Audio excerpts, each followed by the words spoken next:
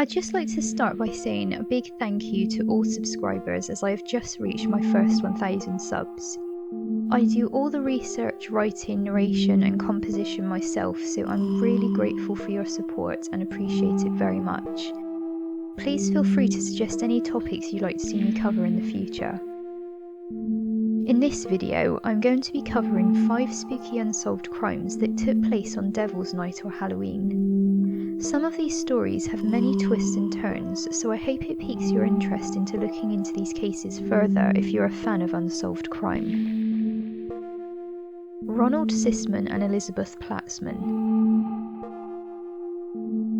It's 7:40 p.m. on October 31st, 1981. Police make a grim discovery in a third-floor apartment located near Greenwich Village, New York.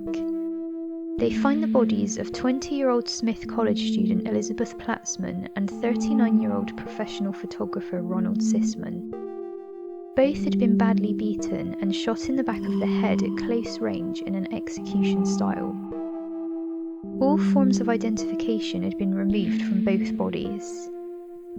The apartment belonging to Mr. Sisman had been completely ransacked as if the killer was looking for something. He did run 2 successful photography businesses from the apartment, making police initially suspect a robbery, although there was no sign of forced entry, making it possible that Sisman knew the killer.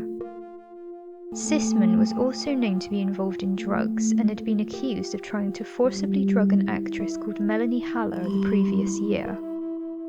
These charges were dropped when Haller refused to cooperate with the police, so they discounted this as a connection to the murders. It's also worth noting that Melanie Haller also claimed to be drugged and raped at a sex party in a film producer's mansion in the Hamptons after refusing to be filmed at the party. Police failed to find any evidence or leads from Sisman's apartment, and then things took a sinister twist. A prison mate of the son of Sam killer, David Berkowitz, informed police that Berkowitz had predicted the crime with spooky accuracy weeks before it happened. Berkowitz has always insisted that he was not a lone killer and actually belonged to a satanic cult who carried out ritual killings. He said a couple were going to be killed in a town near Greenwich Village on Halloween. He claimed the man had either snuff videos or photographs of the killings, and the cult were worried he would hand this over to police to help with drug charges he was facing. The killing would not only allow them to get this evidence, but would also double as a satanic ritual for Halloween. Berkowitz also gave police a very accurate description of Sisman's apartment. However, as police could not link Sisman directly to Berkowitz, they decided to drop this theory. The death of Ronald Sisman and Elizabeth PLATZMAN has never been solved.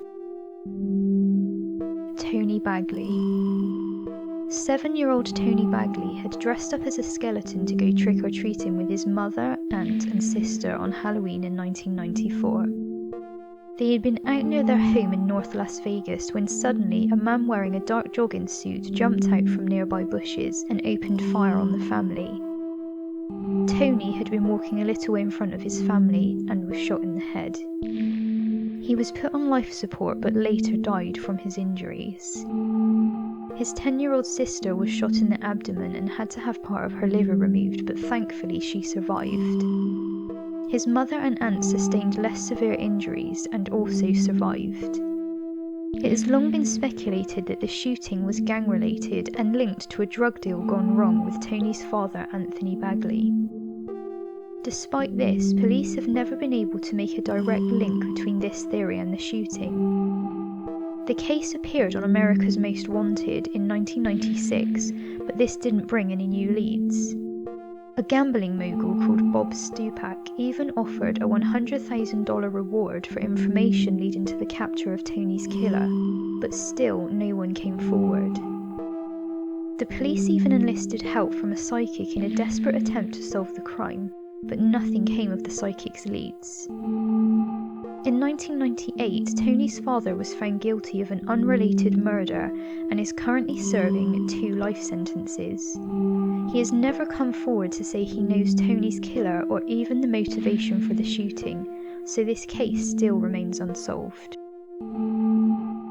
Martha Moxley. This crime is probably the most complicated story with more twists and turns than I have ever seen. Despite this murder taking place in 1975, investigation is currently still ongoing. On the morning of October 31st, 1975, 15-year-old Martha Moxley's body was discovered under a tree in the back garden of her home in the wealthy area of Belhaven in Greenwich, Connecticut. She was naked from the waist down and had been beaten and stabbed to death with a broken golf club belonging to the Skakel family who lived next door to the Moxleys. There were no signs of sexual assault despite her underwear being removed.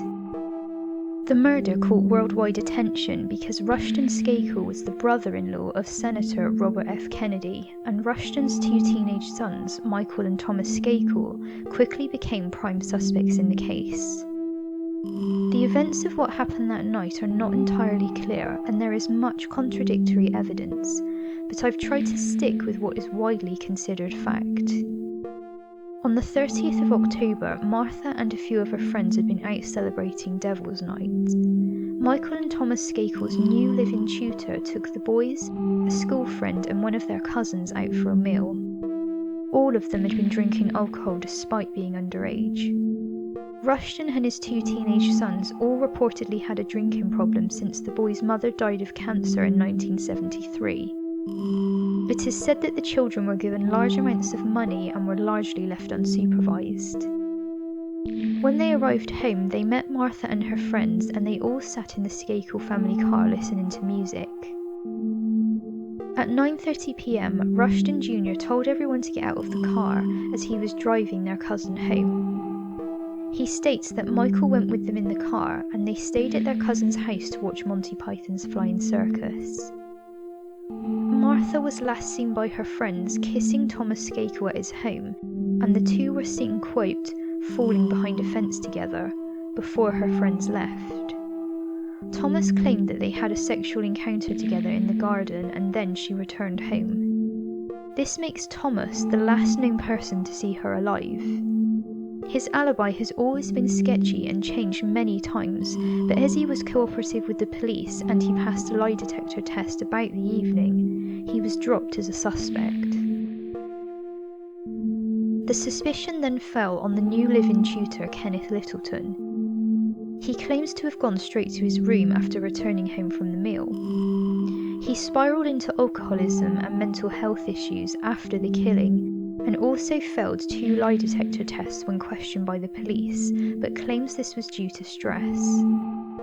The case was closed and reopened many times, and it wasn't until January 2000 that the courts ruled that there was now enough circumstantial evidence against Thomas's younger brother Michael for him to be charged with murder. Martha had written in her diary that Michael and Thomas were both trying to date her, so the sexual encounter with Thomas was seen as a motive for the killing. Although there is no forensic evidence to imply Michael Skakel, his erratic behaviour, alcohol and temper problems, along with his vague alibi, have made him the prime suspect. After the murder, Michael went to a school for troubled youths, and 2 other pupils have come forward to say he bragged about the killing, and another saying he had told them he couldn't remember if he killed Martha or not because he had been drinking.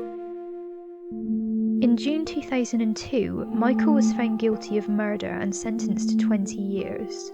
In 2003, the case took another twist when former basketball player Kobe Bryant claims his cousin, a former classmate of Skakel, confessed to him that his 2 friends had killed Martha. He says the friends were visiting from the Bronx, and he had left them when they said they wanted to attack a girl caveman style with clubs the night Martha was killed. He is sure Michael Skakel is innocent. Michael's cousin, Robert Kennedy Jr., has been vocal about Michael's innocence and has written lengthy articles and a book defending him. Although because Kennedy has changed his mind several times over who he thinks the real culprit could be, at one point even placing the blame on Martha's brother, this has been seen by many as merely a family bias. After several appeals and parole hearings, Skakel was eventually released on a bond of $1.2 million in 2013. Despite an attempt to reinstate him in 2016 and again in January of 2018, on what the prosecution describes as overwhelming evidence, the Connecticut Supreme Court vacated Skakel's conviction and ordered a new trial in May of 2018. This now leaves the case again officially unsolved. Martha's family have always been convinced Michael is the killer and are bitterly disappointed he is now free. Marvin Brandland. Marvin Brandland and his wife Ethel had been enjoying a night of handing out sweets to trick-or-treaters at their Fort Dodge home in Iowa in 1982. Their granddaughter Teresa Trueblood had just left their home when there was a knock at the door. Instead of being greeted by children in fancy dress, they were confronted with a man wearing a pillowcase over his head with eye holes cut out. He said, "Trick or treat, give me your money or I'll shoot." Ethel tried to lift the pillowcase thinking it must be a prank from a relative. She then turned around and the man followed her inside the house and pulled out a gun. He then demanded the couple go down to the basement and give him the money in their safe. Marvin and Ethel were not wealthy, and the money in the safe was only known about by family members. This convinced Marvin again that this must be a family prank, and he reached for the gun. This is when the intruder sadly shot Marvin in the throat. Instead of further demanding the money from Ethel, the killer bizarrely removed the pillowcase from his head and ran away. This did not seem like the actions of an experienced criminal. Ethel described the man as roughly 5'8" with blonde hair. The family think the robber was an acquaintance who they claim has even bragged about killing Marvin. Police say the pillowcase did not contain enough DNA evidence to convict anyone for the killing, so the case has never been solved despite the small number of potential suspects. Cindy Song.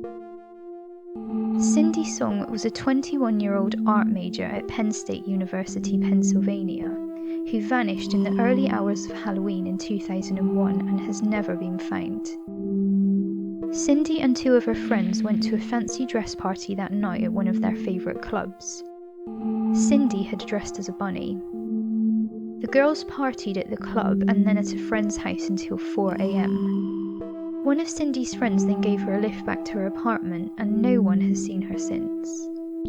Her friends reported her missing on November 4th, and police searched her apartment on November 6th. Cindy definitely entered her apartment that night because police found the backpack and false eyelashes that she had been wearing that night in her room. However, there was no sign of the bunny costume or Cindy's purse or credit cards. As the door was locked from the outside and there was no sign of struggle or forced entry, it is believed that she returned home and then left again shortly afterwards.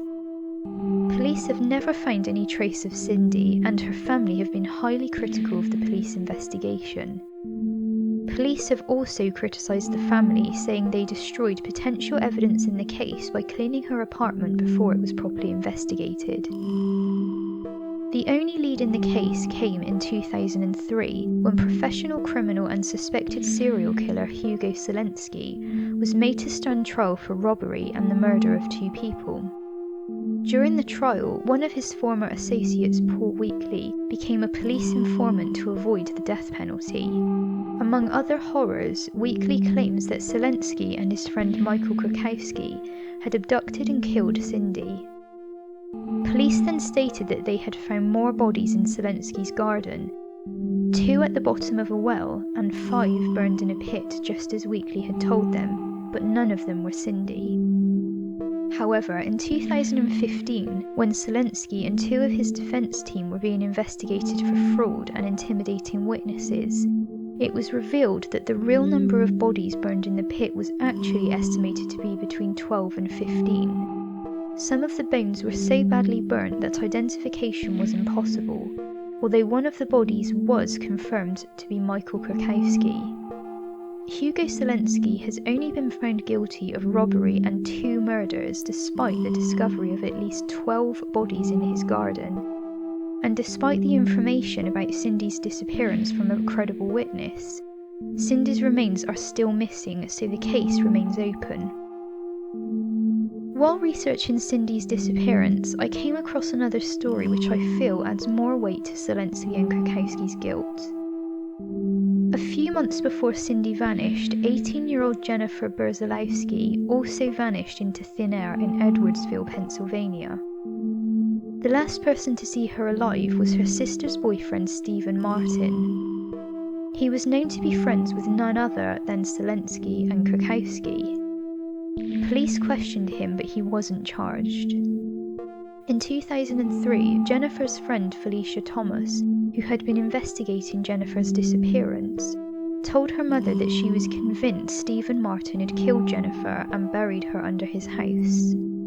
She also claims that there were rumours these men were involved in making snuff movies of the killings. After attending a house party on the 11th of February 2004, Felicia also disappeared. Stephen Martin was also at this party. He was the last known person to see both girls alive and has connections with Selensky, but was still not charged. He committed suicide in prison in 2005, where he was serving a sentence for an unrelated crime, so the truth may never be known. However, in 2010, Jennifer Berzalowski's skull was found in a wooded area less than a mile from Stephen Martin's house. So we have at least 3 young girls connected to the same group of men who all vanished, and a pit full of burned unidentified remains, yet still no answers. Thanks for watching. Please like and subscribe if you'd like to see more, and see you in the next Mystery Sphere video.